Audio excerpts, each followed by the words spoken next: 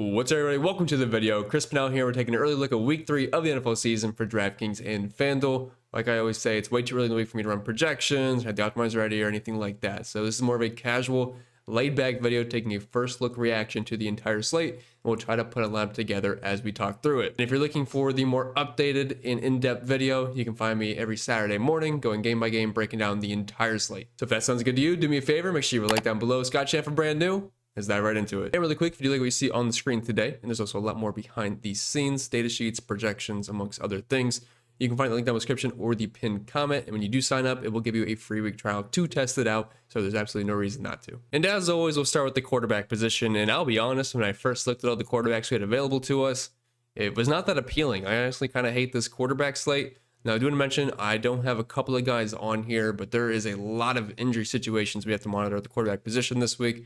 I would say number one being Justin Fields. He is currently in concussion protocol. If he happens to be good to go, we'll talk about him, but $5,300 seems like a fair price point for a guy that can run the football. Also, Jaden Daniels, he is $7,000.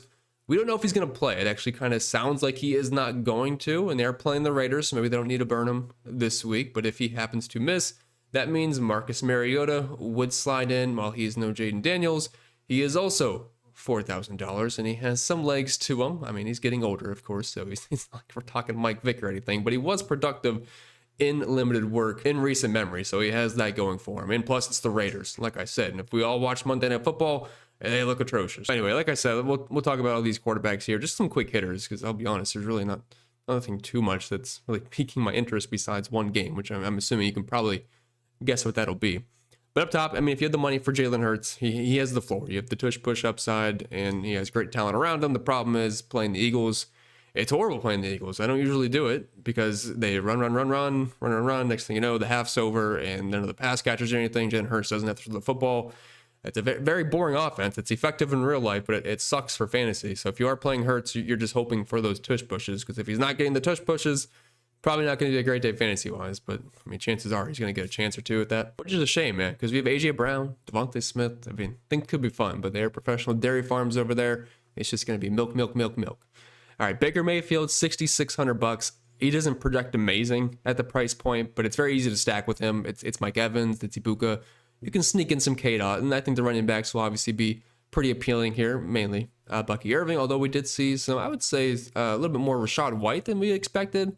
And he also had the game-winning touchdown. Both running backs were fine, but Bucky Irving, obviously, the one in that offense. But a 26.5 implied team total. They're playing at home, 7-point favorites. I think you could probably take your pick of anybody on this offense. And like I said, double stacks or even a single stack is very easy to do with Baker. Justin Herbert, I thought they'd be running the football a little bit more heading into this season, but I will be honest, he looks incredible. I believe, but both games have been on primetime this year, so I guess I've seen every single snap.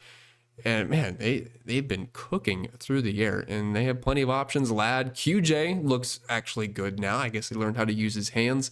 And Keenan Allen, I know he's old and dusty, but I mean, the connection is there, and I mean, he's just doing what he usually does. He gets volume, and he's a productive fantasy wide receiver. And we were seeing that once again. Maybe not my favorite matchup versus Denver, but they're playing at home. We're in the dome, 24.5 implied team total. It's a tight spread here. I think this is a game that you can stack for sure. Dak Prescott and Caleb Williams. This is basically the DFS game of the week. I think everybody will be on this one, and both quarterbacks are cheap. They're both below 6K, and both have plenty of upside. We're talking near 50-point over-under. This game is in Chicago. I would prefer if it was in the Jerry Dome, but I'm not going to complain too much. 24.5 total for the Cowboys, 25.5 for the Bears, and it should be back and forth. Both these defenses look absolutely trash. The Bears defense has been horrible. They made J.J. McCarthy look good for a quarter, which is not easy to do based off the other 7 quarters we have seen from J.J. McCarthy so far. And then the Cowboys defense made Russell Wilson look like it was, when was he good? 2012, 2013 again. So yeah, I'm in on this game. Very easy to stack. Prescott has Lamb, Ferguson, George Pickens, who got into the end zone finally. And then Caleb Williams has Ramadunze, who's been awesome to start the year. DJ Moore, Loveland, although the tight ends are kind of gross over there, but very fun game to stack, and one that I'll be definitely having interest in. The rest of these guys, I would say Daniel Jones through Drake May. They do have rushing floors. They are cheap. Daniel Jones has been the second coming of just an elite fantasy quarterback this year. He's pretty much been everything they would hope Anthony Richardson was, I guess. He's been really good this season. I think he's QB2 in fantasy points as of right now. I don't love the spot on the road in Tennessee, but at the price, I think the way he's been playing, he deserves to at least be on a short list on a pretty bad quarterback slate. Fields, we have to see if he passes concussion protocol, but if he's good to go, I could see him being a viable cash option, but definitely not someone that's at the top of my chart. But I think at a point per dollar basis, he will project well. It should be like the exact same thing for Drake May. Pittsburgh's defense has not looked very good so far this year. He's $5,300, and Drake May has been solid, and he offers a little bit of rushing upside. And then we have Carson Wentz. No JJ McCarthy. I know we just slandered him a little bit, but he is 4K flat, playing a pretty soft Bengals defense. They're also at home. And he's only $4,000. And I mean, Carson Wentz, let's be honest, he's probably better than JJ McCarthy. I know he's been around the league quite a bit by now, but there was a time and place where Carson Wentz back in the day was almost the MVP candidate and could have took the team to the Super Bowl. Obviously, Nick Foles ended up cleaning up. But if you want to stack with the Vikings, it's obviously free. I mean, you're getting the quarterback for 4K. You have Justin Jefferson, TJ Hawkinson, Jalen Naylor, I guess. Obviously, no Jordan Addison quite yet, but I mean, $4,000, if he wants to be your cash quarterback, this is Mac Jones of last week. And then, of course, when Marcus Mariota starts, that gives you another option. But I don't think Carson Wentz looks bad at all. All right, moving back over to our build. You don't have to exactly build this way, but I do this every single video, so we're just staying consistent. I pick a quarterback, and then I get 2 pass catchers, and we get a run back option. And last week's video, we did the Cowboys and the Giants. Obviously, that worked well. And we're going to go right back to the well. We're not going to pick the Giants, of course, but we are going to go with the Cowboys once again. So Dak Prescott, come on down at $5,900. We're going right back to the well. Hopefully, we can get another 300-yard performance. Wish the game was at home. You could easily swap this out for Caleb Williams. So we're going to stick with Dak. And surprise, surprise, you're going to see CeeDee Lamb later. You're probably going to see George Pickens. And you will probably see Rome Odunze, just a little hint. All right, moving on to running backs. So let's get the colors on there. That looks better. All right, we have a tighter pool this week at the position, but I feel pretty good about this. So we have 2 guys up top. I'd say 2 to 3 guys in the middle. Then we have a few guys below $6,000. So whichever way you go quarterback, whether it be expensive, down low, or right in the middle, you can probably get a few good options here. But up top, we have the 2 men, CMC and Bijan Robinson. These guys are money pretty much every single week. They're going to get the volume, their lead talents. CMC has the pass catching upside. The floor is unmatched with CMC, and the price keeps rising. We talked about this. I think he was he 7,100 week 1 or 7K flat? I can't remember. I'm pretty sure he was 7.5K last week, and now we're above 8K. Back in the day, we used to, I don't know, kids these days don't remember, we used to pay $10,000 for Christian McCaffrey. And they're playing at home, obviously, with Mac Jones under center. The offense isn't as nice as it used to be, but, I mean, the volume, I mean, it's hard to get better than CMC. Bijan Robinson, incredible start to the game versus Minnesota. Still a great game overall. I mean, Bijan Robinson was fantastic, and he gets the best matchup you can ask for, at least since last season. Of course, this year is young. We're only 2 weeks in, so I hate to use too much data from that, but Bijan Robinson below 8K. If we have the money to spend up, I absolutely love him this week. He's involved in the passing game. He's the man getting the majority of the carries. Now, of course, Tyler Algier is there a little bit. That's the only downside, but Bijan's awesome. Fantastic matchup. He's on the road. Maybe you prefer to be at home, but I don't care. I love Bijan. They're the 2 guys in the middle, Bucky Irving and Josh Jacobs, but these guys are pretty similar in the sense of 26.5 implied team totals. Bucky Irving does play at home as a 7-point favorite. Josh Jacobs is on the road versus Cleveland, 8.5-point favorites. I wouldn't say it's my favorite matchup in the world. Cleveland does have a good run defense and defense in general. I know they got shredded last week in the sense of they gave up, I believe, over 30 points. Now there was a defensive touchdown, so we can't count that against them, but I'm not sure if Josh Jacobs is going to be able to run all over them. Now he might get the touchdowns and he's going to get the volume, which is going to keep him viable at 7K. But both these guys, I would say, are going to project very similar this week, and they're nearly the exact same price tag. So take your pick on that. I feel like I like the matchup a little bit better for Bucky for sure. And if we're looking to spend down, Javonte Williams, he is not the sexy play. He's not the sexy pick by any means. He kind of reminds me of a James Conner type of previous seasons, but he is the RB1 in this team. He is going to get you nearly 20 total touches every single week, and he's going to have goal line opportunities, and that's kind of hard to pass up at $6,100 for a team that should score points. This is going to be a high-scoring game.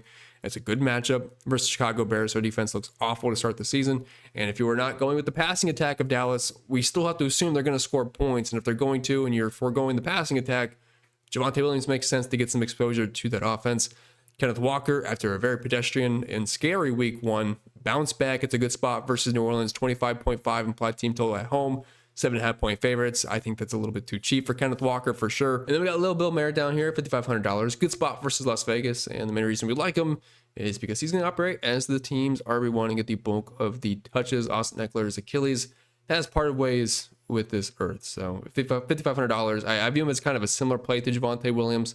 The implied team total is the exact same. We will see if Jaden Daniels plays or not. If Jaden Daniels does not play, I mean, maybe it's an upgrade from Air just because Daniels won't take rush attempts away from him and they'll have to rely on him more. That's the potential, but we'll have to wait and see that situation. And then my favorite running back of the week, Jordan Mason at $5,400, and favored in the sense of his price point. I mean, we're talking about a guy that should get around 20 total opportunities in this game, with some of it being pass catching opportunities. And Carson Wentz under center, it might honestly be an upgrade for this offense. Is maybe as bad as that sounds, considering how high they drafted JJ McCarthy, but he has not looked very good. But at $5,400, I think he's a legit good running back. I think this offense fits his style perfectly. He's playing at home. And while the implied team total is not amazing, this Bengals defense is not something I would be concerned about. So at this price point, I'm not saying Jordan Mason's like an elite talent like CMC or Bijan Robinson, but he's a legit good running back. And when he gets opportunity against the Bengals defense at this price point, I think he's probably going to have to be the top point per dollar option at the running back position. And back to the build here, we got to grab 2 running backs. And I've done this the previous 2 videos because I don't know exactly where our stack's going to put us money-wise. So I typically just throw in my 2 favorite running backs, and if I can't fit them, I'll move them around because the stack is the priority for this specific build. But we're going to try to get in Bijan, spending up. I mean, Dak's not expensive. I know Lamb's going to be a little bit pricey, but I don't think Pickens and Odunze are going to break the bank. And plus, we're going cheap with RB2. We don't have any of the Vikings offense. At least I don't plan to for the rest of this video. So we're going to throw in Jordan Mason here at $5,400. And move on to wide receiver. And same old at wide receiver. I never take too much time here. I mean, by the time we've hit wide receiver, we talked about the team so much, the quarterbacks, the stacks. You know who I'm playing, basically. It all comes down to my quarterback, unless I'm in cash games, of course. And just a single, again, like I said, it's too early. And they're in projections, but my eyeballs are telling me like the top cash plays this week are most likely going to be either Puka or Lamb up top if you are spending up. Probably JSN, maybe Drake London in the middle. And if we're going down low, Dunze should be popular. I could see Keenan Allen just based off recent performance being popular, but I do think Dunze right now, especially just from the game last week, and he also got into the end zone in week 1, I think Dunze will be pretty popular. But everything else, like I said, it's basically tied to our stacks. If we have Dak Prescott, I directly have to look at Lamb. I have to look at George Pickens because Dak can't have a good game without his pass catchers. Also, Jake Ferguson is there, but we're not on the tight end position yet. But anybody you can throw the ball to, Dak's not getting 80 yards in the ground and 2 rushing touchdowns. Puka Nacua, I have no interest in Matthew Stafford, but Puka is just so money with Matthew Stafford. He can even get the job done on the ground. 45-yard rushing touchdown last week. Justin Jefferson probably gets an upgrade with Carson Wentz, I would have to say. Is maybe not. Maybe Carson comes out horrible, but I don't think it can't be any worse than JJ McCarthy so far. Any of the Chargers wide receivers, if you are using Justin Herbert, I don't have Cortland Sutton on here, but if you're trying to do a full game stack, you could run it back with him or Evan Ingram. I could see that being a potential stack that maybe not many people use the actual Bronco run back options that could keep you a little bit different, but I do think the Chargers will be owned to a degree. Buccaneers are easy. If you have Baker, Ibuka, he's been into the end zone 3 times already, and then we also have Mike Evans, who is yet to get into the end zone, but at some point that is going to have to happen. If you touch on JSN in London, it's more cashy plays. If you're trying to game stack that one and avoid the quarterbacks, you could also look at Ted McMillan. Talked about Pickens, Jacoby Myers. He just gets consistent volume. Now, watching Geno Smith and the Raiders last night, the offensive line was putrid, but at the same time, Geno Smith was not doing himself any favors. We had a throwaway on 4th down, 10-yard sack as well. It was just a horrible watch. He missed Brock Bowers into the end zone. He also missed Jacoby Myers, just brutal. But at that price point, and for the volume he gets, Jacoby is firmly in play still. More Dunze we talked about, and the rest we have is Chargers wide receivers. Now, if there's any other punt wide receivers that come up to me later in the week, we'll talk about that on Saturday. But for right now, here's the short list. And back to the build. I already told you what we were doing here, but we're going to spend up 4 CeeDee Lamb. We're also going to grab George Pickens here for our double stack. And then we're going to run it back with one of the wide receivers. I'm going to prefer a Dunze, but I mean, DJ Moore is $100 more, I think, based off of recent performance. A Dunze will probably be more popular, but it should be close. But I'm just going to roll with the Dunze here. And then that leaves us with $3,800 left for the last 3 spots. Defense, we could probably get below 3K. Tight end, I'm sure we'll find a cheap option. I don't really see any reason to pay a premium for any on this slate, so we should be fine. And then we have the tight end position, kind of a long list, but I mean, honestly, it's just more of a who fits kind of thing. If you have the money, of course, Brock Bowers, Trey McBride are going to be the premium options. Little concerned of maybe the usage and how Brock Bowers looked on Monday night, but also Geno Smith did that team no favors, and we would have had a Brock Bowers touchdown if he could just not miss him by 10 yards above him. But either way, I'm fine with Bowers. He had the money, but not really someone I'm out to play at that price point. Same with Trey McBride. Always, those guys are always going to be pretty much 1-2, especially with Kittle dead. Tucker Kraft, I think he's one of the most underrated tight ends in the league. I really liked him as a cheap flyer heading into season-long drafts this year. And, I mean, absolute blow-up game on Thursday night versus the Commanders. No Jaden Reed anymore. I believe he's going to miss at least a couple to maybe 3 months with the, what is it, collarbone, shoulder, whatever it was. Anyway, he's not playing, so who cares? But $4,700, I mean, Tucker Kraft, he's going to be involved in this offense, and if we're getting 5+ targets, the dude's talented enough and good enough to be pretty productive. Tyler Warren's been awesome as a rookie so far. I really have nothing else to say about him here. I mean, it's just, if you land at $4,500 with tight end left, are you really going to complain that you have Tyler Warren? No, not at all. Jake Ferguson, he is part of Dallas stacks. That's probably the only reason I'm getting to him. Cade Otton is part of Tampa stacks. And if you're just looking for a cheap cash tight end this week, Juwan Johnson has had 20 targets through the first 2 weeks, which is pretty awesome.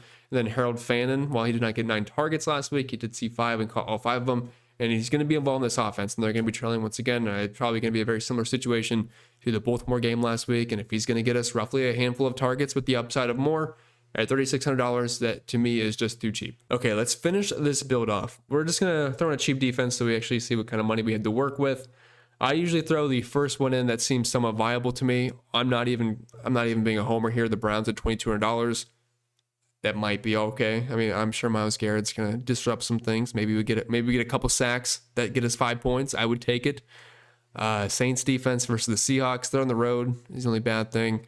But down low, I mean, nobody 2,400 and below plays at home besides the Browns, so it's probably stupid. But just to get us some salary relief, we could do it. Or the Titans play at home at $2,500. That might be the better move. But let's just throw in the cheapest defense possible. I mean, whatever, sue me, right? $4,700, cheap tight end. We could play Harold Fannin. We could play Juwan Johnson if we're trying to save some money. I don't feel like triple stacking with Dak, so I'm going to forego the Jake Ferguson route. Let's just throw in Juwan Johnson. He's $3,100. That leaves us $5,500 in the flex spot. And I think we're just missing one of the running backs I like. Or no, I think Little Bill's $5,500, right? He is. So honestly, that's not a bad flex spot. If we look at the wide receivers in this price range, Quentin Johnston, DJ Moore, I don't hate that. We don't have any of the Chargers exposure, which we did talk about liking those guys. I think Keenan Allen's also $4,700 for Keenan. So I'm going to leave that open for your guys' imagination. But overall, don't hate this build. We have Dak Prescott double stack with CeeDee Lamb and George Pickens. We got Bijan Robinson and Jordan Mason at running back. Roma Dunze is our bring back option with that Dallas stack. Juwan Johnson's been heavily targeted. While it's not a appealing team, you can't pass up targets below 4K at the tight end position. And the Browns defense, that was just for fun. If you did go the Keenan Allen route, you could definitely afford a better defense, but who cares? But with that being said, that's all for today's video. So I hope you enjoyed. If you did, even if you didn't, make sure you like down below. Scratch channel for brand new. If you have any questions, comments, concerns, you can leave them down below and we're more than happy to answer them. If you want to check out all the extra content over on the website, you can find the link down in the description or the pinned comment at cpendfs.com. We wish you the best, and I'll see y'all Saturday.